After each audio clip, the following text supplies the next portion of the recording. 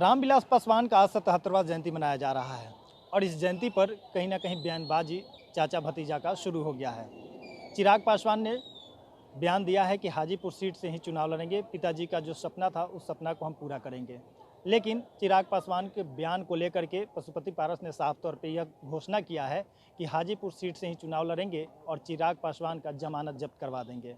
ऐसे में चिराग पासवान और पशुपति पारस का क्या कुछ कहना है, सबसे पहले आप ये सुने। अगर आप चाहेंगे तो हम बोल देंगे वहाँ पे।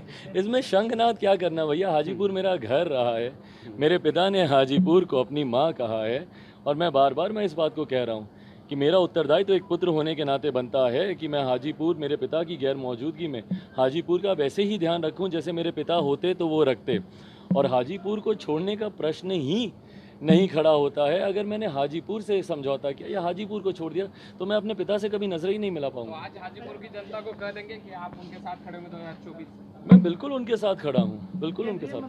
दिक्कत क्या है? देश में मौलिक अधिकार है, कोई भी व्यक्ति कहीं से भी चुनाव लड़ सकता है। लेकिन चिराग पासवान जी से दो बात पूछिए आप कि जो जमुई की जनता ने आपको रोड पर से उठा के सांसद बनाया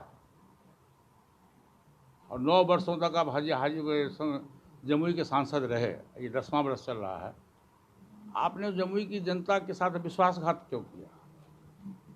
क्या जमुई की जनता माफ़ करेगी?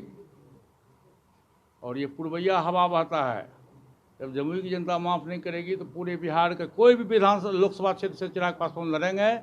मैं आपको चैलेंज करके कहता हूँ कि आदमी लोकसभा का मेंबर नहीं होगा 2024। और मैं चुनौती देता हूँ, हाजीपुर मेरा कर्मभूमि है, 77 से लेके आज तक मैं हाजीपुर की सेवा किया हूँ और पासवान जी ने जाते जाते मुझको अपना उत्तराधिकारी बना करके चुनाव जिता करके मेंबर ऑफ पार्लियामेंट का मेंबर बना के उन्होंने भेजा। आज कहीं भी उनकी आत्मा होगी तो वहीं से वो आशीर्वाद देते होंगे। निश्चित रूप से मैं हाजीपुर से लड़ूंगा, जो हमारे खिलाफ चुनाव लड़ेगा मैं उसकी जमानत जब्त करा दूंगा। हाजीपुर की जनता उसकी जमानत जब्त करा देगी।